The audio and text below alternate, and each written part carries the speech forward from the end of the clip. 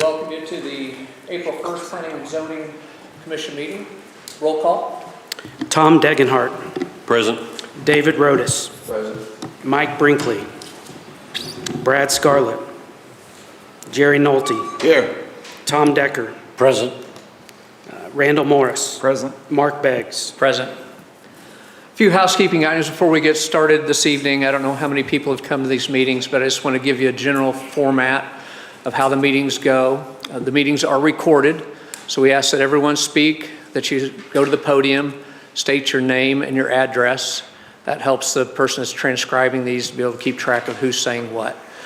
From there, the format will be the staff will give their report, we'll announce the application, the staff will give the report, the commission will have a chance to ask staff any questions on that report. After that, we'll have the applicant step forward, have them acknowledge the report that the staff gave. If they have any other input they'd like to give, they can do that at that time. Then we'll open it up for public comment. The first section will be for just general questions. If anybody in the audience has just questions about the application, you can step forward and ask that. We'll try to answer those as best we can. Following that, we'll have anyone that's in support of the application come forward, let them speak. After that, we'll have anybody that's opposed come up and speak. Well, then after that is done, we'll let the applicant come forward and address any concerns that were maybe raised during those discussions. We'll then close the public comment. There won't be any more public comment after that. The commission will discuss the application amongst ourselves. There should be a motion, and there'll be a vote. We ask that any comments be directed toward the commission. Comments between gallery members just makes for a confusing meeting, so we ask that you not do that. With that, I'm going to introduce the first case. We only have one this evening. It is case number April 25-109 CUP. That is a request for a conditional use permit to operate a utility service major on agricultural district zone property located at approximately 12222 N Highway, more specifically a commercial solar farm. The applicant is Michael McHugh, Gateway Trail Solar LLC, representing Roy and Sherry Sams. Does the staff have a report? Yes, Chairman. Would like to add the staff report as part of the official record. So be it. So as you stated, this is our one case tonight. It's a request for a conditional use permit. So we're going to talk about the parcel as it is now. That's roughly the parcel we're discussing. It's approximately 210 acres total size. According to the applicant, roughly 170 acres would be included in the leased area, and approximately 111 acres would be where the solar array is located. The property is unplatted, zoned agricultural. It is partially inside city limits, so that green line on the north side where it doesn't have zoning color is where the city limits begins. So the Sam's property does extend into the city limits of Excelsior as well. And this parcel has access from N Highway. There is also an Platte Clay electric easement that runs through the property. That's indicated or shown roughly in that with that black line running through the property. I believe the site plan provided by the applicant does show solar panels in that area. They would not be allowed in that area. It's my understanding that all of the solar panels, if approved, would be south of that line. And this is the same parcel with the floodplain overlaid. Not a whole lot of floodplain, but I do want to point out a little bit right there in the southwest corner, and then along the west line there is just a little bit. So I believe all the infrastructure will be located outside the floodplain. So let's talk about the proposal. Again, the entrance would not change. It would be off N Highway. They're proposing gravel drives to maintain and access the solar panels. There would be approximately 785 panels, which would include roughly 51,000 modules. It's designed to be a 20 megawatt system, which would approximately, according to the applicant, create enough power for approximately 2,300 homes. And Their estimate is that there would be a 9-month construction process where approximately 80 workers would be involved in that 9 months, with the hours of construction mainly being 7 a.m. to 5 p.m. And they are proposing a decommissioning plan to be submitted before a building permit is issued. So let's talk about the surrounding area. Here is the subject parcel. You can see mainly around the subject parcel, everything is zoned agricultural. The red lot you can see just to the south is a commercial lot, and then there's just a few residential lots shown in yellow, and obviously a large amount of floodplain and floodway to the south. This is Pratherville city limits. That is Excelsior Springs to the north, and Ray County to the east. So as you're aware, County adopted a new comprehensive plan in February, Clay County Compass 2040. There are 5 categories part of that comprehensive plan. Those categories are listed here. Those include land use, economy, mobility, environmental, and collaboration. Those 5 categories also align with the goals and strategies that the County Commission adopted in the 2023 strategic plan. Staff believes 4 of these categories are relevant to this case, which are the land use, economy, environmental, and collaboration.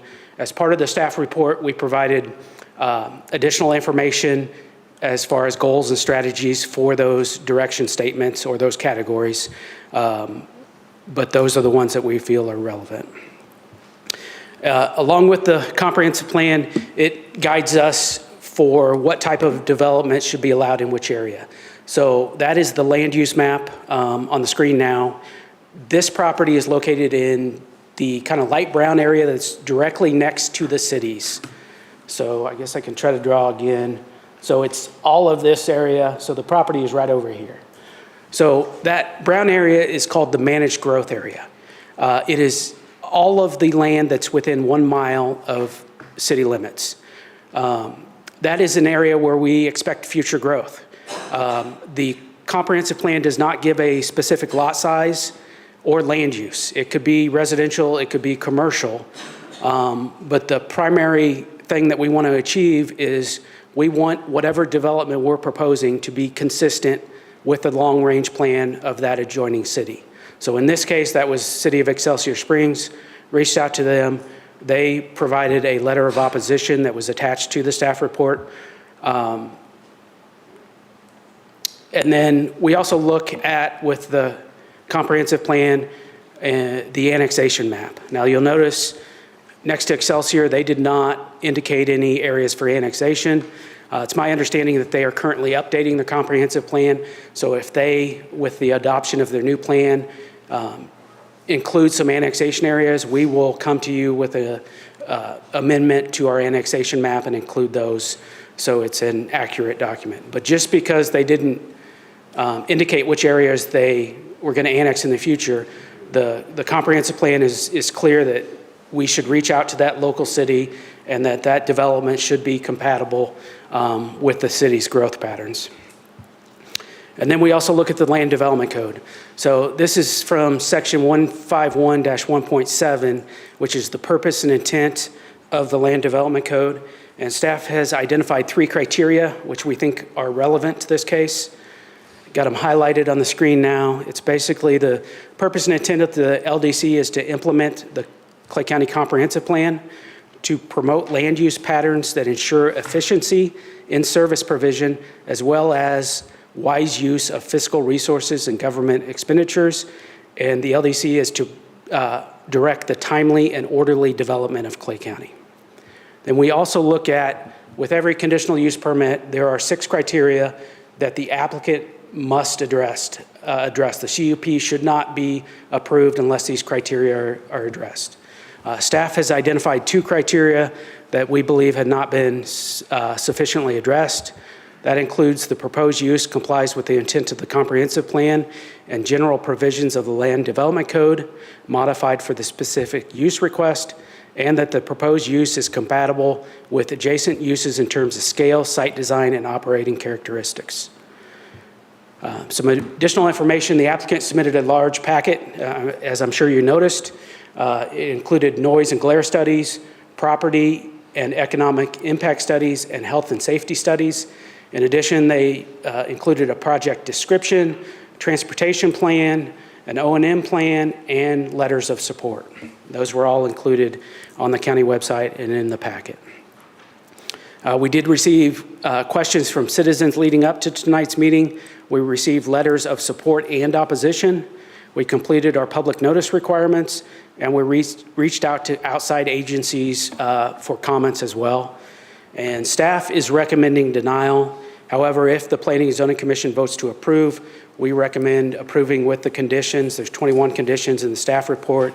Just a couple highlights on those is we included a requirement for a bond or letter of credit for the decommissioning. And then we would require a stormwater study as well before a building permit was issued. But as I stated, there's about 21 conditions in there. The applicant is present and does have a presentation, and I believe there might be some folks that want to talk about this case as well. Staff is happy to answer any questions that the board members have. Any questions from the board? And we might add that this case does go before the County Commission on April 24th. That'll be here in this room. What is the time? It's 6 p.m., and that's assuming you take action tonight. Okay.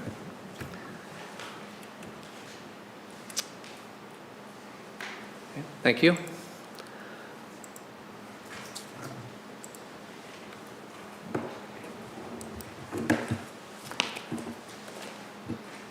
So the director said the applicant is present. Would he step forward and state your name and address for the record? This is Michael McHugh. Solus Renewables is my company, and the project applicant is Gateway Trails Solar, LLC. Okay. And are you familiar with the staff's report? Yes. Do you have any questions about that report? No. Okay. Go ahead if you'd like to add. Sure. Just before we get started, just want to thank Kip and his staff for the opportunity to engage with them prior to compiling the application and letting us sit down at their office to kind of walk them through the benefits of the project and provide general information about solar development. I want to thank the commission as well for the opportunity to present the project tonight, so thank you all. So Solus Renewables is a renewable energy developer. It's my company. I've been doing this for about 15 years. Half of my career has been spent developing projects like this one and also wind projects, transmission projects, storage projects across the country. I've probably worked in 20 to 25 states. And then half my career has been selling the electricity output from the projects to long-term buyers, could be utilities or corporate off-takers. So Solus is a renewable energy developer developing solar projects across the U.S. And one of our missions is to help decarbonize the electricity grid through these projects by providing cost-effective electricity to end users. Our approach is to get as local as possible. So whether it's engagement with the staff, you all, folks on the ground, partnering with landowners, communities, governments, that's really the MO of how we operate, because we want to make sure we're being transparent and we communicate throughout the development process and then all the way through operations if we get to that point. These projects generate local American jobs. You can't build these projects without local jobs, and that it really occurs during the development, construction, operations. And we adhere and kind of hold ourselves to best-in-class principles of development through communication and open transparency throughout the development process of all projects we develop. This is our team who's in attendance tonight. There may be questions that I'm going to ask them to come up and address if they're more technical in nature, but I'll primarily be answering the majority of our questions, but they're all here to make sure we continue that theme of transparency and education throughout the development of the project. So it's a 20 megawatt project, as Kip mentioned. That's about 2,300 homes of energy use. The project, through the lease payments to the landowners, and then also if we're successful in working with the county on a tax agreement, provide substantial tax benefits that are above and beyond the tax revenue you guys are already receiving on the land. So it's we look at this as a benefit to not only the landowner that underpins the project, but also to the county that's going to benefit from the additional tax revenue if a tax agreement's put in place. And the primary beneficiary of that which we've talked to Commissioner Nolte about, is the school district that's part of the taxing jurisdiction. The project, which is 20 megawatts, is roughly, it's close to a $50 million investment in the project itself. There's a couple slides down, there's 55 construction jobs at the county level and then 155 at the state level. The estimates from the tax agreement, which is not complete, is in the hundreds of thousands to millions of dollars in total, the lion's share of which goes to the school system. So just using a 40-year term of a tax agreement as an example, you'd be looking at $1.4 million in property taxes that the county would receive, of which about 1.2 or 80 to 85% goes to the school district. And then in terms of long-term earnings for the county, these projects like this, you're talking hundreds of thousands of dollars annually that flow to the county that otherwise don't exist without the project. A few things on this slide that just wanted to highlight for the commission. The significant investment which flows to the jobs from the project itself to the host community, in this case, the county. The stable income stream to the landowner, which is the Sams family, so it provides income stability without permanent alteration because we have an obligation to return the land back to its original condition at the end of the project. And then the job opportunities both during construction and operations are what we see as wins for projects like this and getting approval. Just hitting home a little further on the land use. So if you've been in the agricultural community, know folks that are in it or do it yourself, guaranteed income is obviously important, both during your working life and then retirement. And so these projects through the lease structure provide that guaranteed income regardless of the weather, crop prices, or conditions in the market. It also allows you to have stability for your family to secure their future through the lease payments that the project pays over a long period of time. One of the biggest wins, in my opinion, is returning the land back to its original use at the end of the project. So this doesn't get converted to another use that's permanent.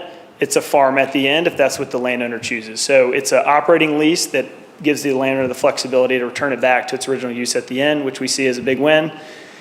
And then an important note on the magnitude of this project in the county, we're talking about 0.12% of the agricultural land is impacted by the result of this project. And it's a temporary, not permanent alteration from the project. As Kip kind of walked through the standards, which there are 6, we kind of listed those on the left. And then the middle column just shows what we did above and beyond to make sure that we have a strong application. We show you guys what the benefits of these projects are and the lack of impact that we see from all of these studies. So I won't list them all, but some of the ones maybe to highlight is the noise study, glare study, property impact study, and economic impact study. The goal here is just to show you all like we are committed to the project and committed to transparency and want to make sure that we're exceeding the requirements and going beyond those. The property study that was performed by Cohn-Resnick showed no consistent and measurable impact to surrounding property values. So that's one of the criteria that Kip mentioned that we want to highlight. Cohn-Resnick has performed a lot of these studies across the U.S. and the theme has been the same, that these facilities do not negatively impact property values. The team at Cohn-Resnick reached out to a bunch of county and township assessors just to confirm that their actual report aligned with no negative impacts to property values, which is what they also found. So they're here in the audience and can provide additional details related to the study and impacts. Another important study that we commissioned was by Strategic Economic Research for jobs and economic impact benefits from the project. So you can kind of see on that pie chart, that's the tax revenue from a tax agreement. These are illustrative in nature. The tax agreement is not complete. It has not been negotiated. But we thought it was important to show the direct correlation of a CUP approval and the revenues that flow through from a successful CUP approval and then a tax agreement approval. So this is the revenue that currently doesn't exist that would go to the county and all the taxing jurisdictions if there's a successful conditional use approval and then a successful following tax agreement approval.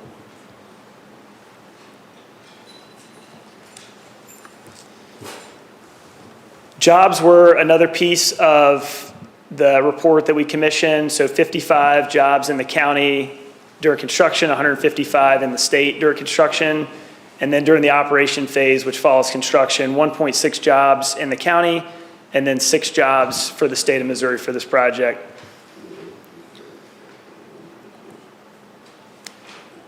The earnings directly from the project as well, I'll just cover Clay County. So 6.3 million directly earned from the project during construction, and then 111,000 to the county annually as a result of the operations of the project.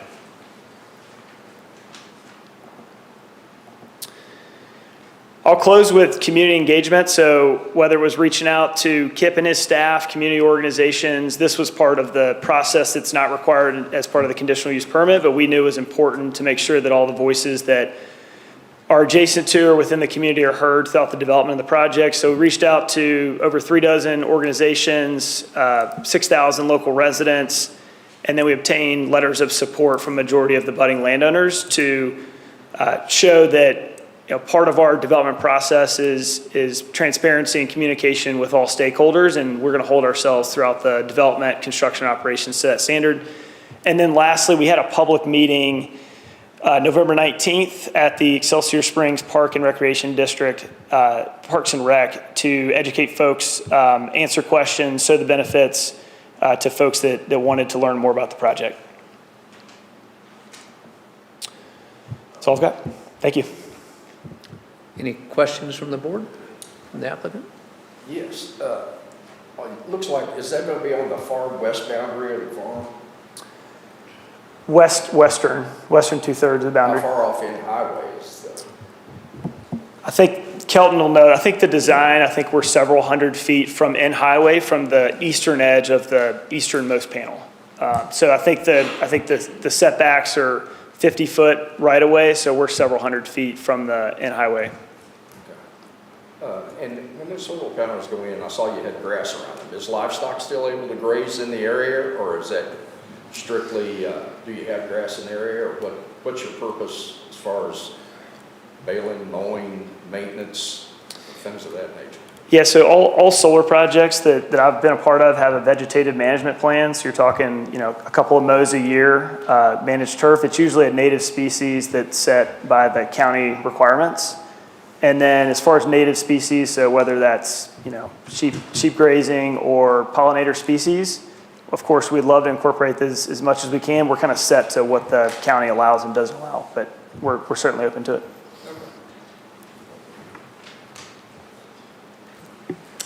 How durable are these things to the weather? I mean, we get a lot of high winds here. We get hail maybe tonight.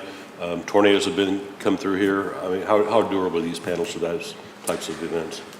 Yeah, I defer to Kelton. I'm happy to answer, but I think more of a technical question is probably helpful, or technical answers today. Kelton Sharp, I'm with Kimley Horn. So these panels are all, run through testing at, material production facilities. These companies want their panels to withstand the test of time. So they're all, run through national laboratory level testing to ensure that, those, significant storm events aren't going to take this out of power production consistently, right? So your standard, what your house would withhold is gonna, apply to the same thing with the solar panels. Anything that you're looking at is causing mass destruction. It's just like anything else, there's insurance for that to make sure that it's repaired. The thing that they have done is made sure that these panels don't shatter into lots of different pieces. They all stay intact into one piece, even when they do have damage. Does that answer your question? Yeah, so if there was some kind of natural disaster that wiped out the entire part of this, insurance would cover it and you'd rebuild rather than just abandon this? Just like insurance would cover your house. Okay, thank you. What is the life of the project? The warranty or the operating lease it's a 30-year operating lease, and then there's a separate answer for equipment. But usually equipment is 30 to 40 years, and then just like the question we just answered, some of the equipment will fail during that period, and we've got warranty contracts that allow us to replace those. Well, so when it talks about the tax benefits of 1.2 million for the school district over the life of the project, at 40 years, you're looking at a benefit of $30,000 a year. That doesn't sound like much. It's illustrative in nature. I put it on there just to show the magnitude, just because we've had initial conversations with Commissioner Nolte, but their recommendation was to wait through this process and then start the negotiation of the actual tax agreement. But we wanted to present this to you so you can kind of see the economic benefits for projects like this with a tax agreement attached to the project. Okay, thank you. Any other questions? Okay, thank you. Thank you.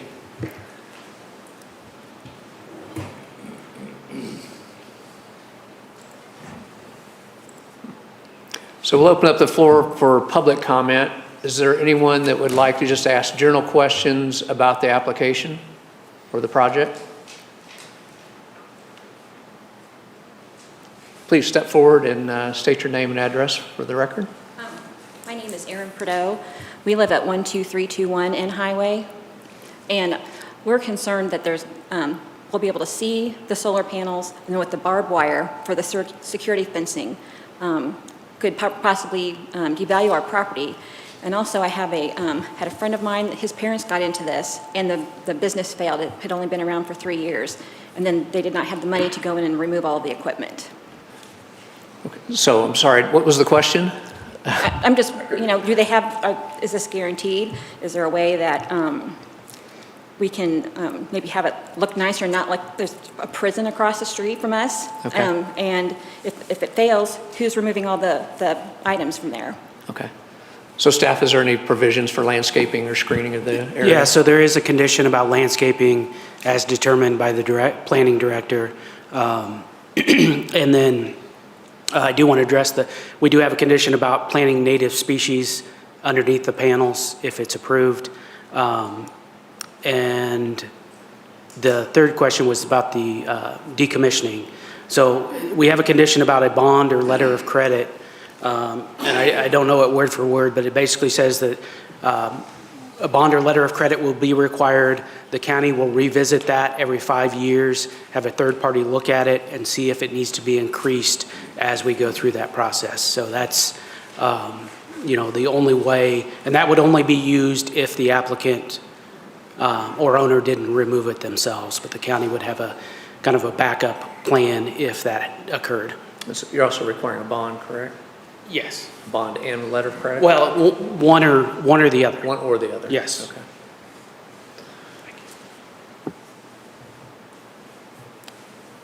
Yes, ma'am.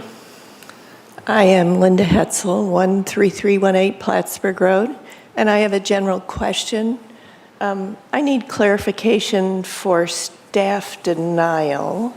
I understand you had 21 conditions. Has the applicant addressed all 21 or refused to? I just need clarification on how it works.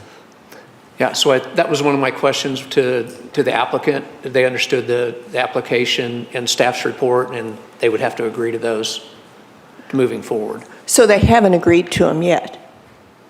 And that's why you're denying? They will have to agree to those to move forward as part of, well, it depends on what this board states, but I think typically we will take the conditions outlined by staff and attach that to whatever approval is made. So it doesn't move forward unless those are accepted.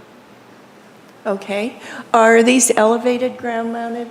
How far is the bottom of the panel off the ground? You want to, so let's address questions to the board instead of the gallery. So I'll let staff answer that question. So I don't know the particulars. They are taller than 8 feet, so I don't know if that's considered elevated or not. And as you stated, this board would have to change or amend or delete the conditions. Staff has received no opposition to any of the conditions from the applicant to this point. And the reason for staff denial is on page 12 of the staff report. We quote a couple sections that we don't think have been addressed. Thank you. Okay. So the bottom of the panel is 8 feet off the ground? Applicant would need to answer that. Okay. That's why I turned around. We'll have them answer it when they come Okay, back up. thanks.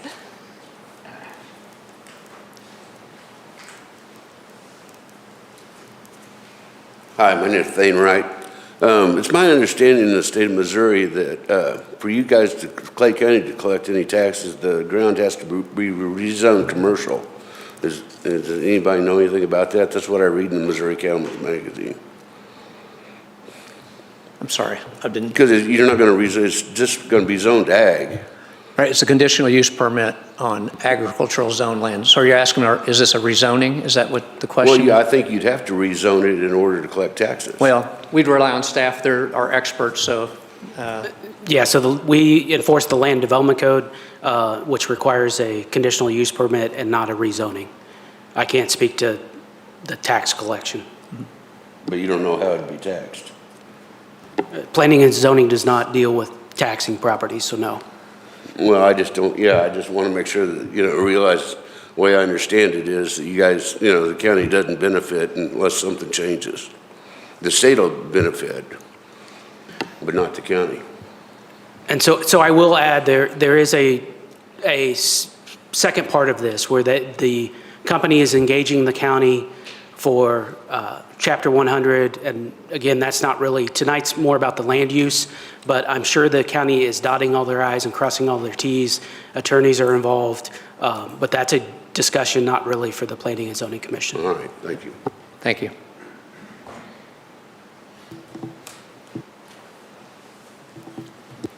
CJ Minton, 103 Ridgeway Drive, Richmond, Missouri. I want to know if they produce any kind of noise at any given time after everything, construction is done, through generators, inverters, or anything, if there's any constant noise. Okay. We'll have the applicant answer that when they come back up.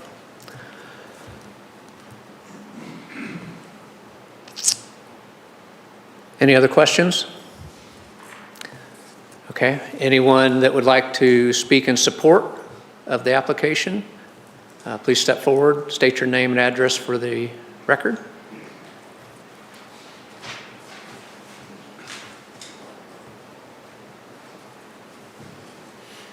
Yeah, my name's Roy Sams. I live at 12222 N Highway. I just wanted to share a little bit. My dad, or my grandparents, bought this farm in 1942, and Dad had it, and then I got it. I'm the third generation owner. And growing up on it and everything else, Dad taught me how to hunt and everything, and I've got 5 boys of my own, teaching them, and got grandkids, great-grandkids. I want to see them enjoy this property too.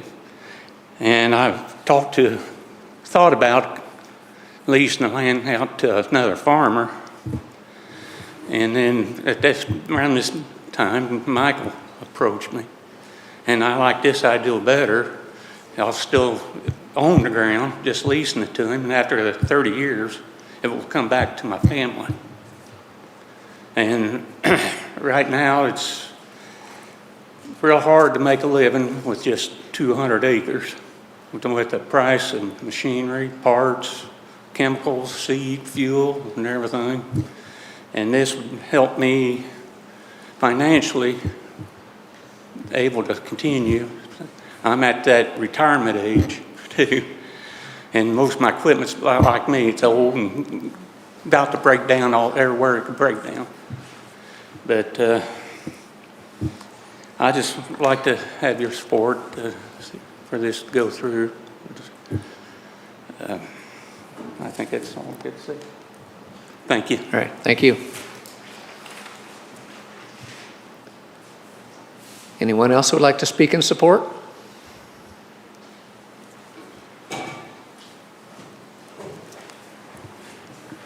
Linda Hetzel, 13318 Plattsburgh Road, Kearney. I'm a nurse, a farmer, a food grower, a mother, and an interested person in the county. I've participated for many years.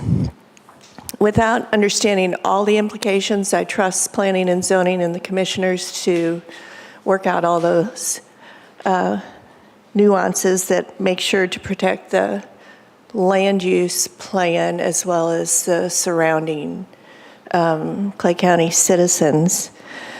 I am a proud owner of a ground-mounted elevated solar array that was put online in November, and I've been studying dual use agrivoltaics or agri-solar since 2019.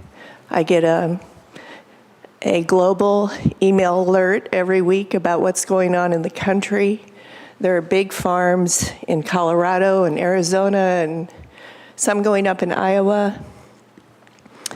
I actually believe it would contribute to the goals of the county by preserving wildlife habitat.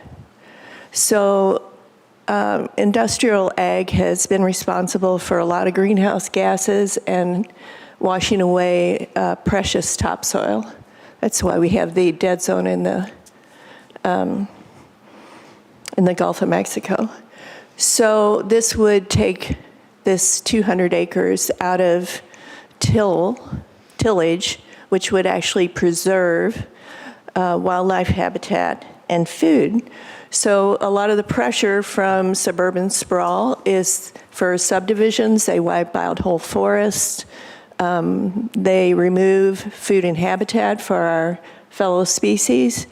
And this project has the potential to preserve that and actually improve it.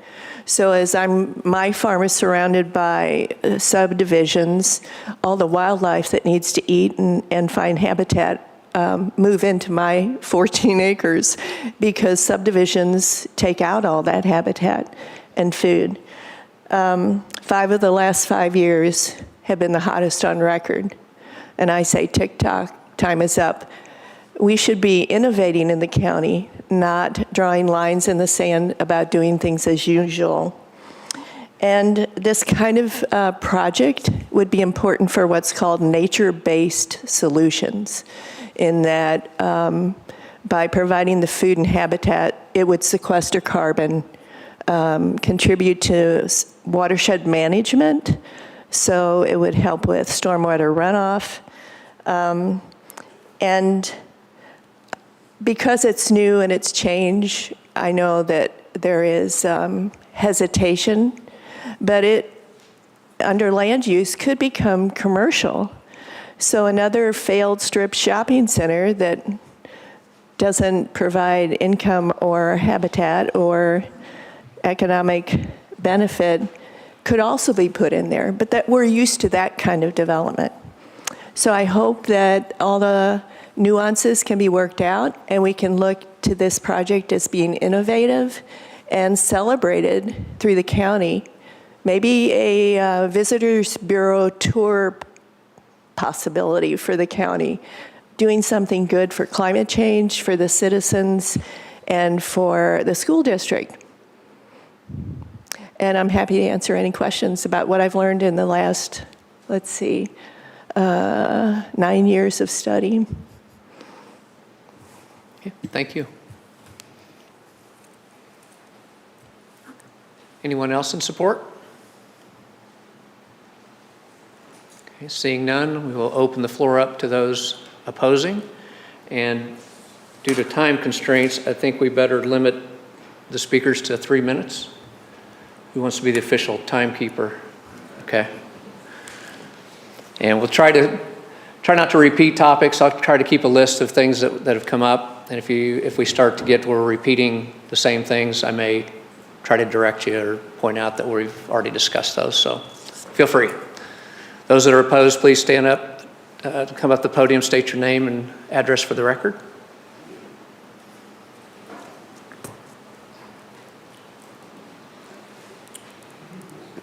Thane Wright again.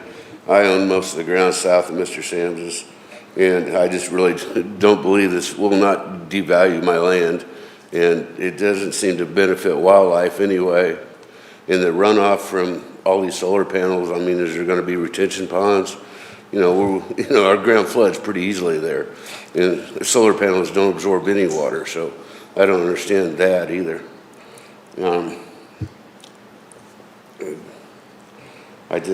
I'm glad that, KIP is, the report's against it, and I guess that's about all I got to say. Is this those three things, probably? Thank you. Thank you.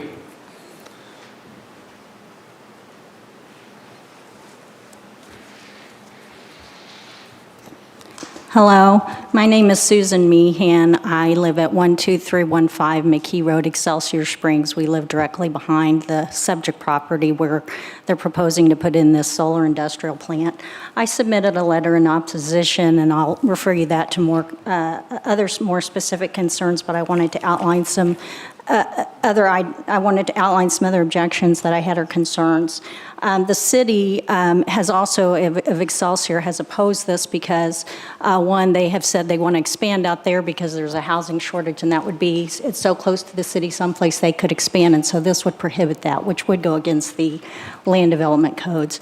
Also, they've pointed out that this industrial plant is not within their fire district, and so their fire, an ambulance would not be there to inspect it or see that fire codes are followed to the strictest sense. And as I outlined in my letter, that can be a problem, that oftentimes these industrial plants, these solar ones, don't account for all the problems that could occur. And if you don't have someone in that's actually looking at that, then that becomes more of a hazard.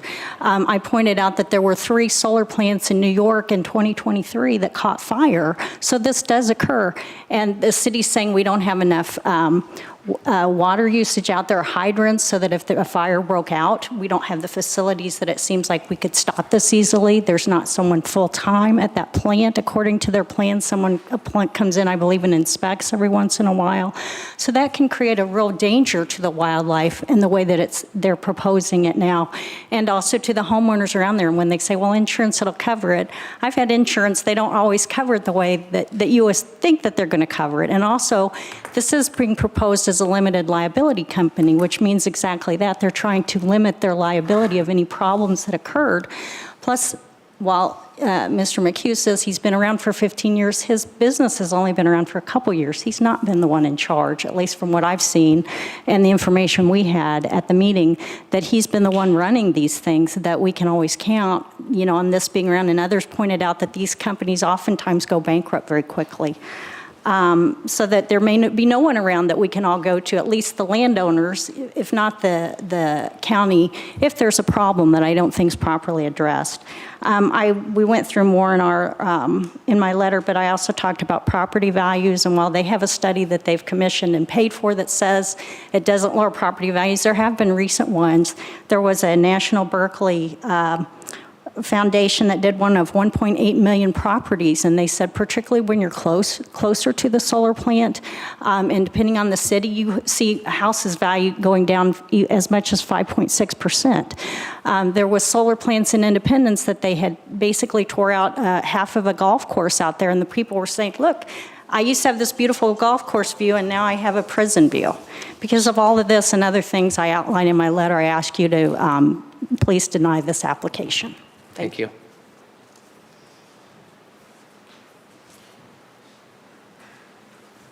My name is Joe Meehan. I live at 12315 McKee Road North. Susan is my wife. Concerns that I have with this project, it was mentioned that wildlife will have full use of this property. It will not. There'll be an 8-foot fence around this property with barbed wire across the top. They'll be cut out from this property.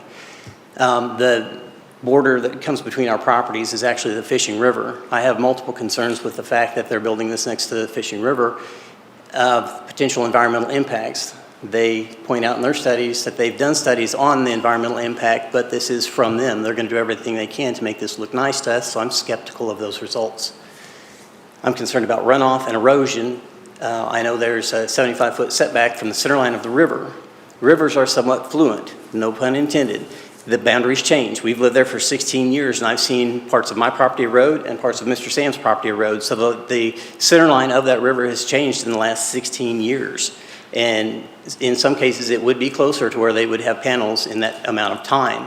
There are also floodplain areas that I see from my residents where their property will be underwater that they have proposed panels on. They have proposed panels underneath the right-of-way of Platte Clay Electrical, which they cannot do.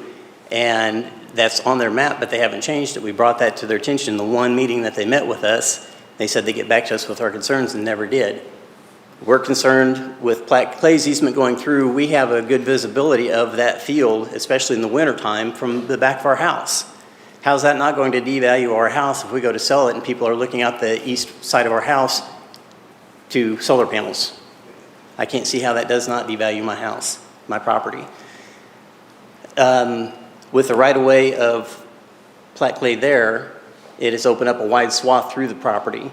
And we had suggested that if they are to get permission to build, that it would be nice if they could put some sort of trees, adult tree, large growth trees that would block the view so that we didn't see it. Stay south of the power lines and obscure it.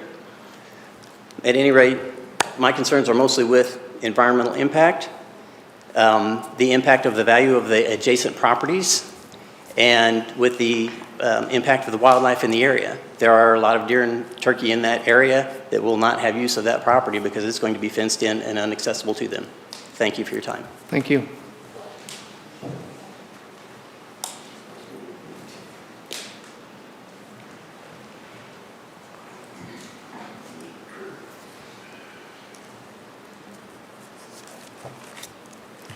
Good evening. My name is Sandra Kasserman. I live at 12223 McKee Road North. I live just south of the Meehans. I live at the top of the hill there on McKee Road. So seeing the solar panels in the summertime, I would not see them because of all of the trees that are there behind my house. But right now, I could see just fine, and throughout the winter, so there's only a few months there that they would actually be blocked from me. I am concerned about the property values. I haven't read anything that says that it increases the property values of the neighbors around. And when they talk about going back to agriculture, the information that I have read, for them to be able to go back and make this an agricultural project after 30 years, that it's going to take another 20 years before they can actually use the land to do that. I agree with everything that the Meehans had already pointed out and a few more. They talk about 6 jobs, but they also say that the plant is not totally supervised all the time. So 6 jobs, what? I don't know the explanation to that. They talked about $111,000 to the county as being an increase, with $30,000 and money going to the school district. But again, if you look at the 30 years, you're looking at the $30,000, which was mentioned. But, large number sounds better than dividing it in the number of years that the county's going to be collecting the taxes and/or the school district. The economic benefit is not important on my part because there's no economic benefit to me. And there doesn't seem to be very much to the city of Excelsior themselves. So I guess the economic development is only to the county. When Mr. Sams was up here, he said that he's enjoyed the property for all those years and he would like his kids and his grandkids to do so. So to me, putting solar panels on the property, how does that allow them to enjoy it? They're going to be looking at panels. I mean, there's no enjoyment there. So someone needs to explain that to me. Again, the Fishing River, which the Meehans brought out, what contamination is possibly going to go into that? Fishing River sits at the bottom of my property. So,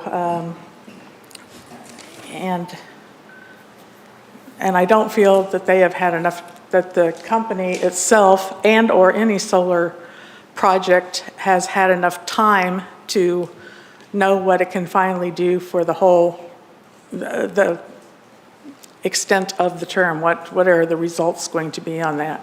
And I also would be interested in what noise is created from that. They say windmills don't have noise, but windmills also have a little red light, and if you've seen them at night, that bothers some people.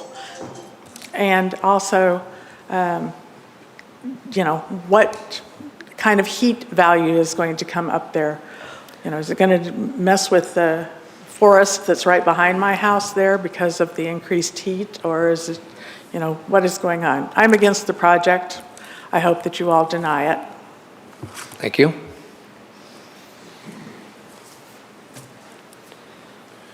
CJ Minton, 103 Ridgeway Drive, Richmond. I own adjoining land to the Sams. one of the first things Mr. Sams talked about was being raised up and learning how to hunt on that land. And obviously, this is going to have a huge negative impact on the wildlife around all the joining properties, clearly.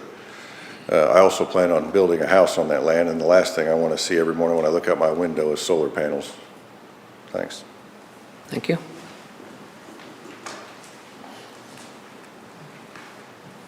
Good evening, Commissioners. My name is Mallory Brown, 201 East Broadway Street. I'm with the City of Excelsior Springs.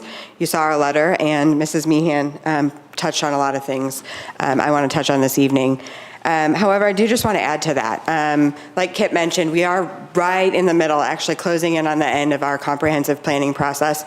You're all very familiar with that process, and that guides us for the next 30 years potentially. And that is a zone where we expect to expand. We get calls of people wanting to connect to our utilities there, and our policy is you have to annex into the City of Excelsior Springs to do so. This directly impacts us by not being able to annex further south because we will no longer have contiguous land that we could annex. The SAMs have indicated they do not want to annex, and tying up their property for probably 40 years with 30 on the solar and another 10 for the equipment removal, really limits our ability to annex further south and provide the necessary utilities to residents that want them, that can't dig wells and can't get water elsewhere. I'll touch briefly again on 911 response. So if you're on that property and you dial 911 and there's a fire there, it is Excelsior Springs Fire Department responding to that. Our fire department does not train for these type of solar facilities. We don't need to. We don't have them in Excelsior Springs. They're not permitted. And if they responded, there's potentially impact to the surrounding properties. There's a lack of water. There are no fire hydrants in this location. And that could significantly impact not only this property, but all of the properties surrounding it. And so for those reasons, we ask you to recommend denial of this application. Thank you. Chairman, can I add something? Chairman, do you mind if I add something? I just realized I forgot we had an extra letter that was submitted right before the meeting. It was put at your desks. So I just wanted to make sure that that's part of the official record. It's Exhibit B, and just wanted to point that out to you as well.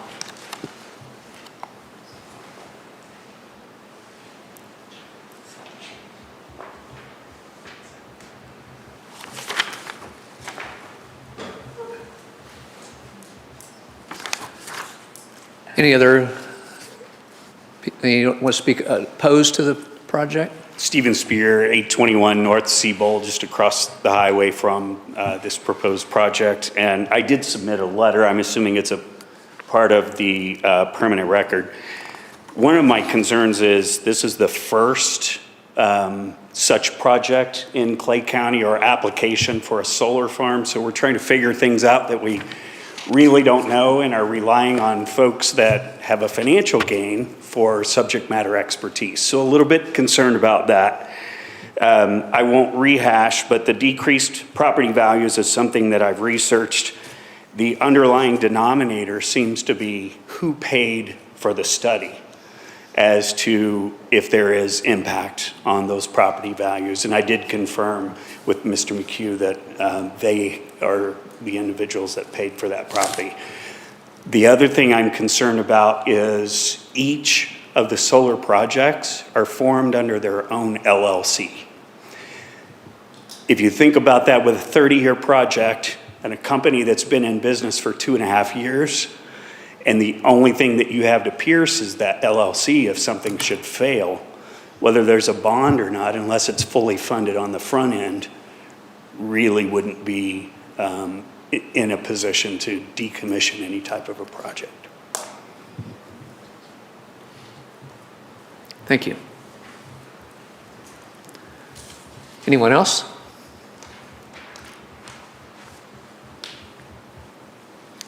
I'm Erin Prideaux. We live at 12321 directly across the street from this property. You know, as people have mentioned, the property values could possibly go down, but then for our view, you know, what we're going to be looking at 8-foot-high fences with razor wire on top. The road through there, with all the tractors and everything that go through there, the road is kind of hard to get through there. So now, when these trucks are coming through to build this field, how is that going to affect all of that?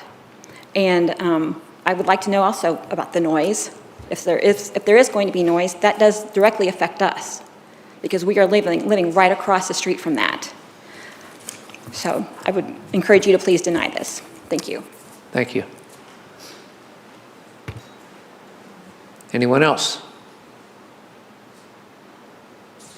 Okay, there being none, I'm going to close the floor to public comment. Chairman, do we want to give the applicant a chance to address any of those? I'm sorry? Do we want to give the applicant a chance to address any of those? Yes. I'm sorry. So if the applicant would like to step forward and address any of the concerns or add anything, I know the questions that I took notes, how high are the panels off the ground and noise concerns. And I had number of jobs and heat value, if it would increase the heat.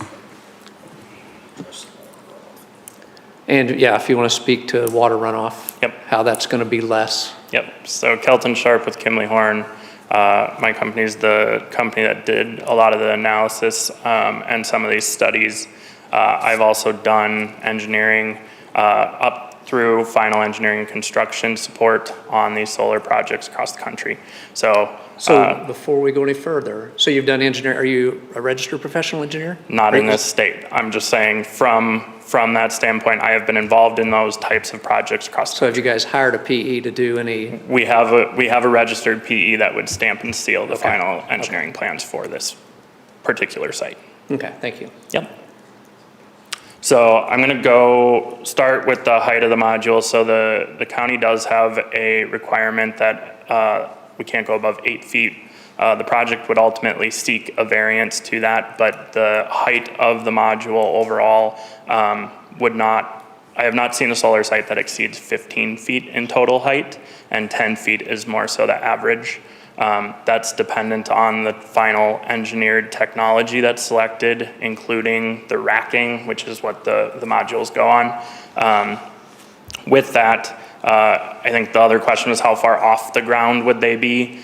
So this will kind of lead into the runoff question. 18 inches is kind of the minimum clearance that we want across the entirety of the site, and that's to allow for vegetation to grow underneath the array, under the panels, between the panels. And so as we're looking at runoff, this site is currently agricultural. It's row crops year over year that gets tilled. In the state of the 30 years that this project would be operational, that would all be native vegetation. And so that vegetation is going to provide deep-rooted plant systems that are going to hold more of that water on the site. So as far as like increasing runoff, the site itself will actually hold more of the rainfall. And then as far as erosion, this project is going to need to comply with NPDES permit requirements, which is all of the erosion control requirements during the construction of the project. And then it's in the best interest of the project to have that vegetation maintained over the life of the project. But for that permit to be closed, you have to have 70% coverage. And so you're going to have established vegetation prior to that NPDES erosion control permit being closed out. Is there testing required on your NPDES monthly? Are you testing So for that turbidity plan- or anything? Yeah, so that plan depends on the type of development and the type of erosion control measures put in place. It also is dependent on the phasing of the project. So let's say you go in and plant vegetation prior to the start of construction. That phasing and maintenance throughout the NPDES permit looks different. That's all prescribed very specifically in that NPDES permit when we submit it. And there is monitoring based on rainfall events that trigger, including, I think I'm not going to quote, but essentially there's, if you have a 24-hour storm event that's above the threshold for a certain type of erosion control BMP, that gets inspected on a regular basis then throughout construction. If I follow up, you talk about the vegetation. What percentage of the land area is going to be planted as opposed to gravel roads or hard surface? Should there be a dust issue? Yeah, so I will have to grab the actual breakdown of the acreages, but the majority of it will be in that native vegetation. Underneath the modules will all be that native vegetation. Where you see the gravel roads on the site plan, they're kind of that gray hatch going east and west, and then a little bit on the east there. Okay. Along that stream. That's the extent of those gravel pads. Typically, we're looking at, less than a percentage of the site. Okay. And I've done erosion or stormwater calcs on many of these sites, looking at pre and post. And when we're going from agricultural to that meadow grass condition, there's a reduction in curve number that ultimately results in a reduction in runoff from the site. Does that answer the runoff question adequately? Or are there any other Noise, follow-ups? are you? Yep, I'll Are you keep moving going. to the next one? Okay. Yep, Yeah. I just want to make sure I covered all Okay, that. yeah. And then as far as the noise goes, so you can refer to the noise study in the application, but I did just want to give a little bit of a parameter. So at the edge of the fence, and you can see, I did a quick, rough measurement from N Highway there. We're at least 300 feet before you hit the edge of the fence there, before you're to a module. And then we purposely centrally locate the inverters for this equipment to bring the loudest piece of equipment for the site into the site as far as possible to ensure that we're not leaving the boundary of the project site with additional noise. So at the edge of the site, so perimeter fence based off of our study, you would be at 45 decibels. And so for reference, a whisper is 35 decibels. The hum of your refrigerator in the adjacent room is about 45 decibels. So I'm just reading the noise report. It says you're going to distribute them. It's assuming you're distributing it throughout the property. They're talking about 85 dB decibels. Okay, and then you're measuring. And then we're measuring it at the site. fence. Okay. Part of the reason is this is a NEC compliant site. And so the fence is intended to keep folks out. So we're not, we're talking about, reference points that are accessible. Okay. So that's the noise question. And then I think that heat. So I know that the source of this question often comes up. Ultimately, a solar panel's intent is to run as efficiently as possible. And engineering principles tell us that heat loss means energy lost, right? So the intent of the design of these solar facilities is not to ultimately have hot running equipment, right? There's cooling fans and purposely designed equipment and modules to not have heat thresholds and heat loss, right? The other part that I guess I'll get at is the increase in heat. Studies have been done on sites much, much larger than the site we're talking about. We're talking about hundreds of megawatts. And at the very center of that, they've seen a very negligible increase in temperature at the surface of the module. And the study was done in desert climates, so hot environments to start. By the time you get 50 feet from the surface of that, the ambient air temperature has dissipated back to normal. That's a massive site. Sites like these, you're not seeing that. You have vegetation cover that's absorbing some of that heat between each of the modules, and then they're not as large of a facility. So to get that type of minimal measured temperature difference, you have to be at the center of one of those massive sites. So you're not going to see temperature increases at the perimeter of a site like this.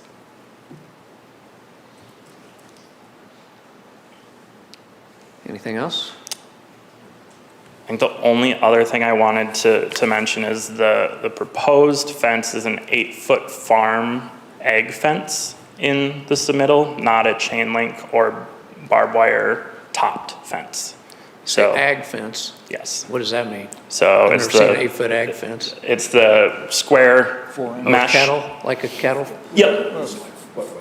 Okay. Or farm fence, lots of different terms for that kind of mesh. And then the posts that we have, at least in the submittal, are wood posts. So from a visual standpoint, it's not going to be chain link and it's not going to have barbed wire at all.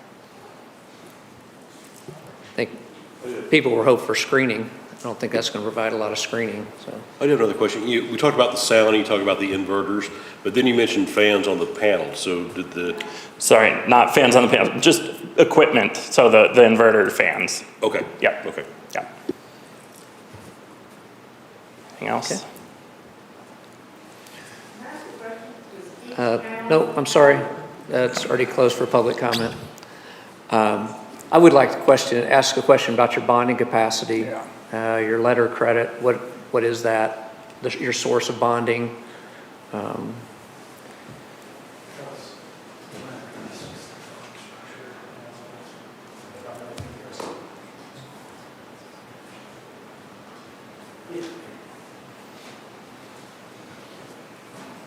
Good evening, Charles Renner with Hush Blackwell, on behalf of the applicant. Are you speaking to the industrial revenue bond? Talking about the decommission. I was thinking about the decommissioning, how you're going to guarantee that happens, whether it's, I mean, the county that actually has asked for a letter of credit or a bond. Personally, I'd rather see a bond than a letter of credit because the bonding company is going to be around and you may not be. So that's my question, is the decommissioning, how you're going to finance that, or how you're going to guarantee that? Yeah, we would post that based on the conditions you guys present. So that's normal in all of our lease agreements, but we would obviously meet the conditions that you guys set and then meet the financial requirements you set. So surety bond, LC, whatever the requirement is, we would meet that as part of the application requirements. And your bonding company is who? I mean, we would figure that out after the conditional use permit approval.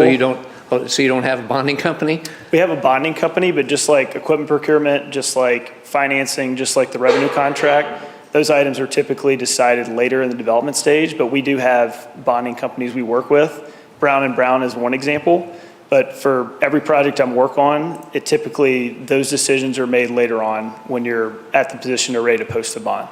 So what is your bonding capacity right now, today? I don't know the number off the top of my head. Oh, that's not good. But it'd be sufficient to cover. I was a contractor. I always knew what my bonding capacity was. It'd be sufficient to cover the bonding requirements that are part of the conditional use permit application. Okay, thank you.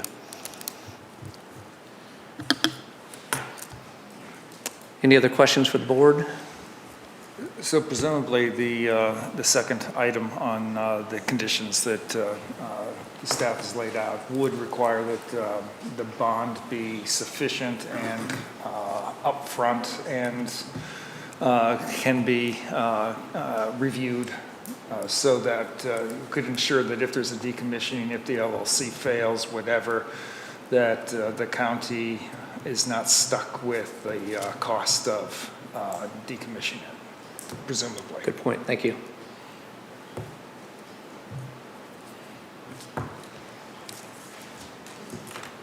I kind of had a question for the city of Excelsior representative. Let's ask staff, see if they can answer it, but please go ahead. Yeah, I think we've closed it for public comment. All right. Okay.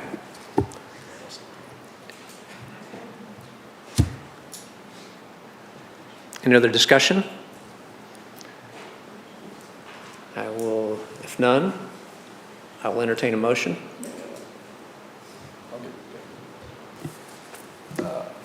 You know, on a family farm, you know, the purpose of family farm is to make a living for the family and pass it on to the next generation. And times have changed a lot. Farming has gotten tougher. It don't make any difference whether you got a dairy farm, hog farm, solar farm, minerals on your farm. You know, it's all about that farm making a living and trying to pass it on to the next generation.